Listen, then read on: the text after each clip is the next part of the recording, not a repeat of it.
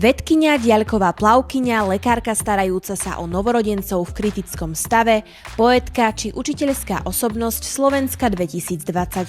5 výnimočných ženských osobností z Košíc predstavuje výstava Ona vie, ona môže. Cieľom našej výstavy je priniesť naozaj silné ženské príbehy a tiež to, aby sme vlastne posilnili aj sebavedomie mladých ľudí vo všeobecnosti a poukázali na to, že ten ženský prínos pre našu spoločnosť v rozličných oblastiach je veľmi významný a veľmi dôležitý.